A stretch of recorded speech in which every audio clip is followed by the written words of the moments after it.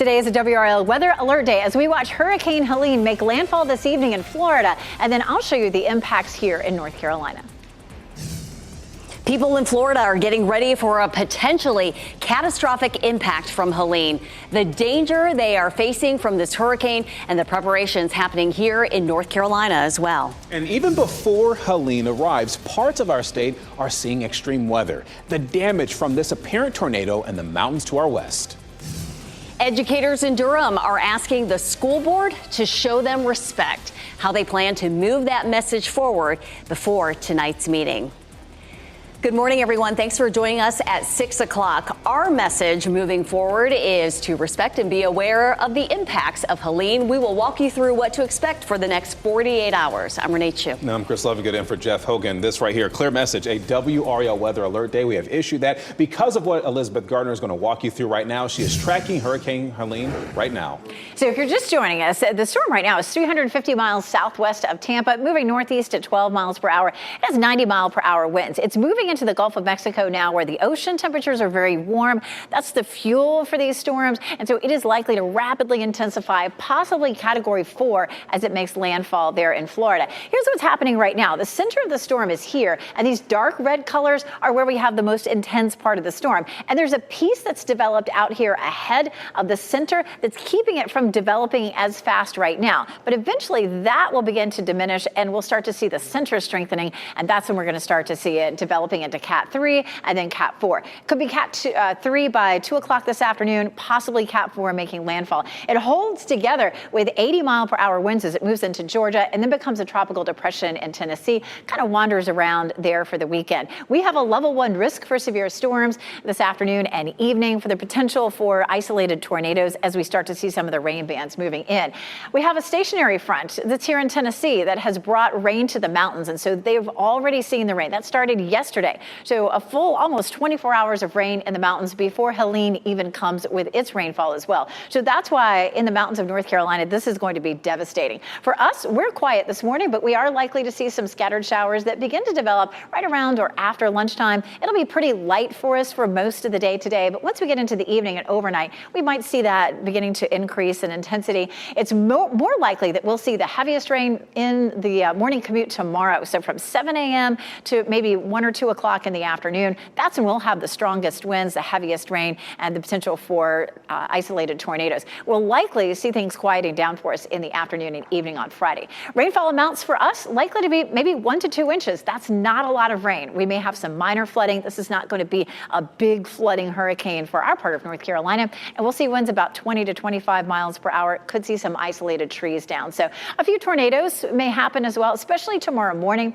We're looking at our main impacts Thursday night through Friday afternoon. But again, I think that window tomorrow morning is when it will be the worst. Coming up, we're going to talk more about how much rain, flooding, and devastation they could see in the mountains of North Carolina. Ken? Elizabeth, at 6:02, no major incidents to report on any of our major roads this morning. Just this traffic crash right there on Capitol Boulevard, right near the 401 split. That's just before you get over to Mini City. We're not seeing any major problems in that area. Let's go ahead and head outside and give you a look at one of our major roads. This is I-440 and Capitol Boulevard. Definitely traffic is beginning to pick up quite a bit, but it's moving nicely in both directions. Keep in mind, if you're heading out the door this morning, you can always listen to us on 101.5 HD3. We'll keep you posted. Ken, thanks. People in Florida are preparing for the worst as Hurricane Helene is expected to intensify to a Category 4 before making landfall later today. Authorities are warning of storm surges as high as 20 feet, which could be life-threatening. The state capital of Tallahassee could face catastrophic winds of more than 150 miles per hour. Some counties in Florida have issued evacuation orders. Emergency shelters are now open. People all across the southeast are preparing by stocking up on groceries and water. Helene is expected to bring widespread power outages all across the southeast, including here in North Carolina. WRAL's Kelsey Coffey joins us live from Duke Energy headquarters. Kelsey, Duke Energy has been preparing for days to get crews ready for this. Chris, they have. The folks here at Duke Energy are offering this message to their customers across the Triangle this morning. Prepare now. Check out this video of flash flooding near UNC Asheville. This flooding comes as Hurricane Helene is on a path that will barrel through Florida. Duke Energy crews are preparing for the storm in Charlotte as it's expected to have a widespread impact.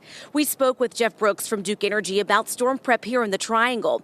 He says they're prepared to use what's called self-healing technology to help restore power. It automatically detects power outages and then reroutes power to other lines to help restore service faster for customers. Duke Energy is asking customers to notify them if they lose power.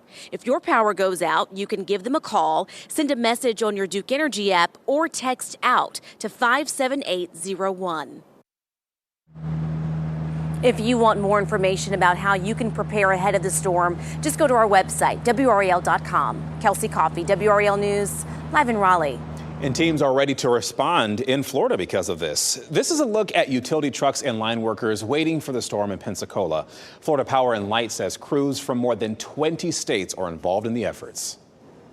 Western North Carolina is already experiencing some wild weather ahead of Helene's arrival. Take a look at this video of what looks like a tornado near the Chitola Resort in Blowing Rock. The video of this rotating storm was taken around 6:30 yesterday evening. Blowing Rock's town manager says the storm took down at least 25 trees. Watauga County schools will be dismissing early today to prepare for more severe weather. And happening right now in the WRAL Live Center, we want to take you live out to the western part of our state. This is a live look on King Street in Boone right now. Rain is coming down. You can see it coming down in the light there. The streets are wet. Another update I have for you, which is pretty significant.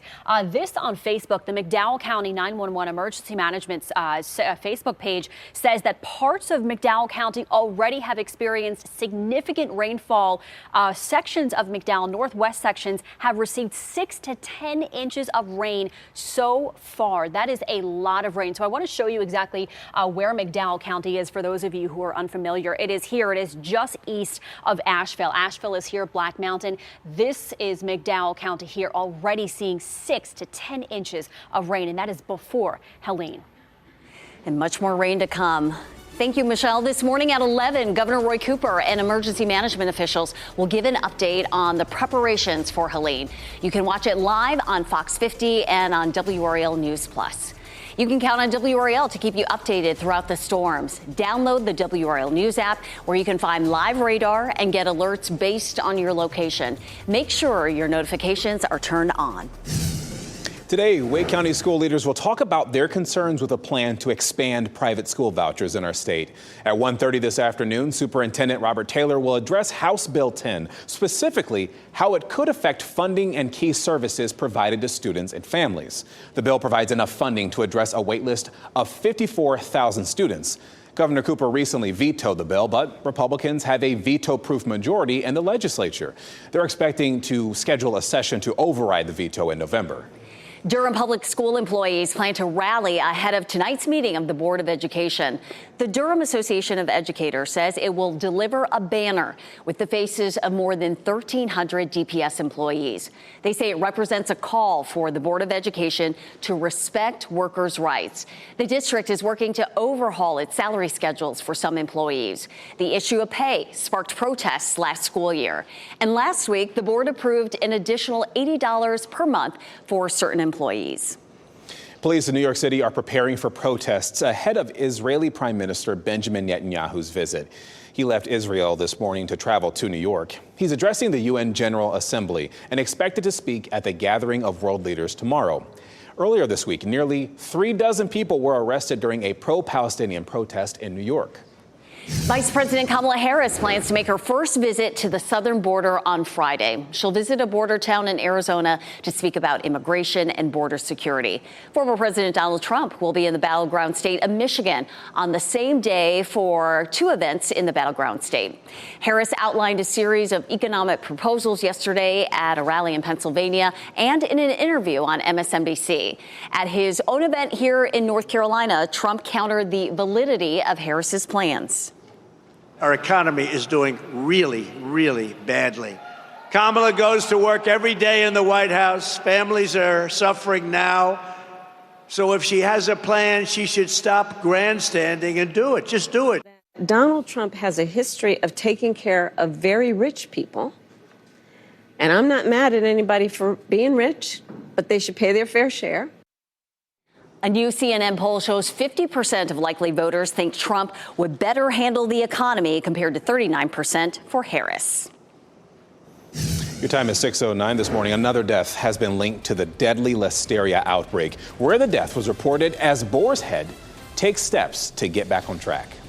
Plus, Caitlin Clark's record-breaking rookie season is over. A look at the game that eliminated her team, Indiana Fever, from the playoffs. And we're already seeing rain in the mountains of North Carolina, where they're likely to see devastating flooding. Today is a WRAL weather alert day. We could see some showers developing this afternoon and some heavier rain overnight tonight with a chance of some isolated tornadoes. I'll go over our rain timeline coming up. Stay safe with the latest WRAL Weather Alert Day info. Get up-to-the-minute weather and traffic conditions when you get in your car. In Raleigh on 99.3 FM, in Durham 96.5 FM, and everywhere on 101.1 HD3.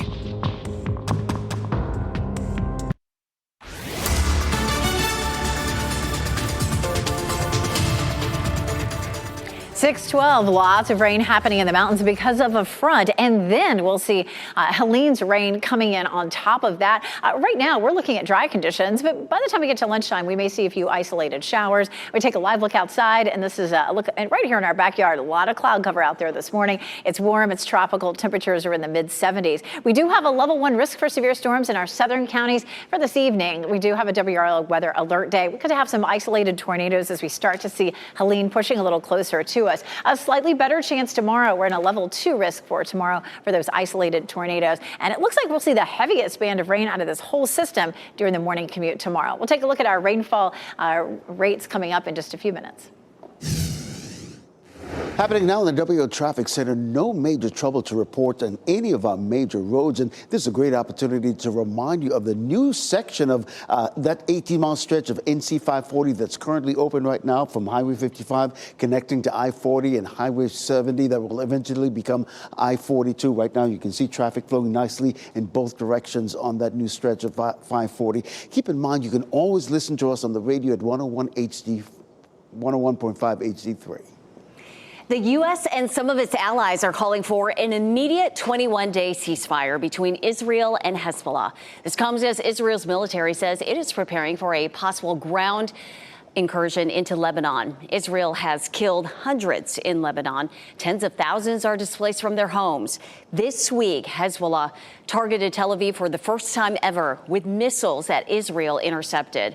Israel and Lebanon have not responded to the ceasefire proposal. A 10th person has died in connection with the Boar's Head deli meat listeria outbreak. Federal health leaders say the recent death was a man in New York. Dozens of people in at least 19 states have been hospitalized. Boar's Head is permanently closing the Virginia plant where the meat was contaminated. This morning, Fort Liberty and Pope Army Airfield will host a suicide prevention run and walk. At 7:30 this morning, former Duke football and NFL player Matt Skura will share his family's experience with mental health. He lost his father to suicide in 2022.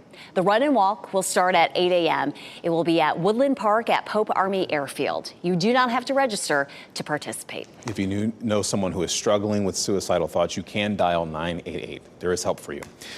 Now, I want you to picture a high school classroom. Chances are 3 students in it are vaping. That's according to data from the state health department. Our newest WRAL documentary is all about young people vaping, from how they get the products to the chemicals inside that are keeping kids addicted. WRAL investigative documentary reporter Kristen Severance spoke with dozens of young people who say this is a problem. I think vaping is one of the biggest issues our generation needs to address. It's been noticeable since I was in 6th grade. And kids even before the age of 13 are trying vapes. Friends, family, everyone. You see it everywhere. The documentary also addresses aggressive marketing tactics. That includes vapes shaped like highlighters and being available in fruity flavors to get children addicted. You can watch Gen V, Teen Vaping in North Carolina. That is tonight at 7:30 or on WRALdoc.com. Caitlin Clark's rookie season in the WNBA is over. Clark scored 25 points, but it wasn't enough as her Indiana Fever were eliminated from the playoffs last night by the Connecticut Sun. The Sun won the first-round playoff series 2-0. They advanced to the semifinals to play the Minnesota Lynx. Helene's approach is unnerving for people who remember how the remnants of Tropical Storm Fred devastated western North Carolina in 2021. That storm caused deadly floods and mudslides in communities including Canton and Haywood County, just west of Asheville. Local officials are working with state leaders to prepare for possibly historic rainfall and wind. Our team of meteorologists predicts Helene could bring wind speeds of more than 70 miles per hour in the western part of the state. The storm could also dump between 10 to 15 inches of rain. Now, clearly that's something we have to keep talking about today, right? That's why meteorologist Elizabeth Gardner has been tracking Helene right there, but also the effects that we could see here. Yeah, already seeing what's happening around the Asheville area. They're seeing flooding there at Biltmore Village, which is right outside of the Biltmore House on the Swananoa River. We're going to talk more about that in a minute. And of course, this is well before Helene even brings rain. It's all because of the stationary front. We're going to be fairly quiet this morning, but gradually we'll see the storm moving northward. It's going to be devastating for Florida and for the mountains of North Carolina. Right now, the center of circulation is about 900 miles away from the triangle, but we're already starting to see some cloud cover. And of course, later today, we'll begin to see some rainfall from this. I mean, it's just an immense storm. It's going to be a very strong storm, too. And the reason for that is these very warm sea surface temperatures that are in the Gulf of Mexico. All that energy and that warmth in the ocean temperatures is the fuel for these storms. And this is what's going to cause it to intensify very rapidly. It's a Category 1 right now, but likely to be Category 3 by this afternoon and possibly Category 4 when it makes landfall here in the Big Bend of Florida. That's likely to happen this evening. It holds together as a Cat 1 with 80-mile-per-hour winds moving through parts of Georgia. So more destruction here in terms of wind. And then it's just going to park itself here in Tennessee over the weekend and dissipate, but continue to bring some rain there. So we're not likely to see the center moving even into North Carolina, but it's still going to really devastate the mountains. Of course, Florida, too. This purple shaded area isn't even on our legend. This is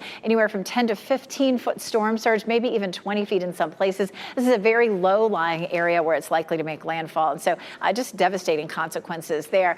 Rainfall for the path of the storm is likely to be anywhere from, say, 6 to 8 inches. But the mountains of North Carolina have already seen 6 inches of rain, and the rain from Helene isn't even there yet. Now, in contrast, over here in central North Carolina, we're probably going to see 1 to 3 inches. This is not going to be a big widespread flooding event for eastern North Carolina. It's really all going to be focused here in the mountains. This is a look, first of all, at the fact that we've had very little rain in the last 24 hours. Now, morning before that, we had some flooding. And of course, we're not looking at anything like that right now. But look at some of these numbers. 6 inches in Asheville, 6 inches east of Asheville, 6.5 as you're headed up the spine of the mountains. Boone, just south of Boone, seeing about 4 inches. And in Hendersonville, also around 6 inches of rain. So already seeing some flooding in Asheville. And again, we haven't even seen Helene's rain get there. You could see the heavy rain that continues to fall in the mountains. This is a look at Futurecast. For us, this is 5 o'clock here. We're going to see some scattered showers this afternoon. Our biggest chance for rain is going to come in the morning tomorrow from about 7 or 8 a.m. up until the early part of the afternoon. And in that band is where we're most likely to have the potential for some isolated tornadoes. And then things settle down a little bit in the afternoon on Friday. We have a level 1 risk for severe storms for today and a level 2 risk for tomorrow for the potential for isolated tornadoes. Over the weekend, it's a little quieter. We should be pretty dry on Saturday with a chance of some scattered storms on Sunday. Coming up, we're going to talk more about what our wind speeds could be here tomorrow. Ken? All right, 6:20, Elizabeth. If you're getting ready to head out, we've got some good news for you. No major incidents to report in Wake County whatsoever. I-40, the Beltline, all free and clear this morning. Let's take a closer look at other parts of the triangle. Durham, Chapel Hill, all those major routes are delay-free. 15501, 885. Let's take a look at 885, shall we? Traffic has definitely picked up in the last half hour or so, but you can see it's flowing nicely in both directions. If you're getting ready to head out, you can listen to us on the radio at 101.5 HD3, so keep that in mind. We'll keep you posted. Ken, thanks. Another economic investment is coming to North Carolina. The major announcement we're expecting from a company that's bringing jobs to Wake County. Plus, New York City Mayor Eric Adams is expected to be indicted today. What we know about the charges he could be facing. This morning at 7 on Today, an exclusive look inside the Thailand Zoo that is home to the viral sensation Moo Tang. How and why this tiny pygmy hippo has become such a giant star. I want to squeeze it. All right, but here are your winning lottery numbers before we return.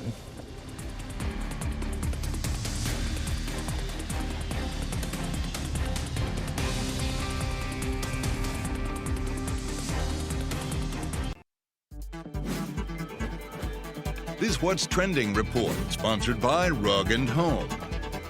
SNL is getting ready to kick off its 50th season, and it's leaning heavily into nostalgia. Ken Smith here now with What's Trending. Ken. Boy, that's appointment TV for so many people. Some major stars have come out of SNL, and this season is filled with memories from the past 5 decades. Nice to see you. Welcome, and thanks for joining us live. Here we are, SNL season 50. What show is this? It's NBC. Yeah, that was Jean Smart, star of the Max comedy Hacks, just recently winning an Emmy, by the way. She's hosting the season 50 premiere Saturday night on WRAL with musical guest Jelly Roll. And just think about all the different properties that came out because of SNL, right? All the different shows and spin-off movies, etc. Yeah, the actors that were the actors that launched, went into it. So it's amazing to see it in 50 years. That's a 50 season, I should say. It's a big accolade. Incredible. Big milestone. Listen, it's celebrity baby news. Mandy Moore recently welcomed her 3rd child. Oh. She shared this photo to Instagram showing her new baby, Louise. Her other 2 kids, Gus and Ozzy, were excited to welcome Lou home. So I love the series This Is Us, which aired here on WRAL. Mandy Moore, of course, played the mother of triplets. On the show, they called them the Big 3. So now she has her own Big 3. Pretty awesome. That's great. Ken, thank you. Covering Wake County, today the State Farmers Market will hold the Harvest Festival from 11 a.m. to 2 p.m. The Harvest Festival will have fresh pumpkins, apples, and sweet potatoes. Games, informational talks, and activities like hay rides will be available. Elizabeth says the weather should be fine for this event. It's all free. Good. This afternoon, the Oakland A's will officially say goodbye to the city they have called home since 1968. The team will play its final home game in Oakland. The A's will temporarily move to Sacramento for the next 3 seasons before a permanent move to Las Vegas in 2028. Even before Helene arrives, the western part of the state is experiencing some severe weather. The apparent tornado and flooding already causing damage there. And here's a look at our dual Doppler 5000 radar. It's a dry start for us this morning for the most part. A tiny shower just south of Goldsboro. The bulk of the rain is still well to our west. I'll show you what time it does arrive here coming up. And political signs are disappearing from people's front yards. We're going to talk about the criminal charges people caught stealing signs could face.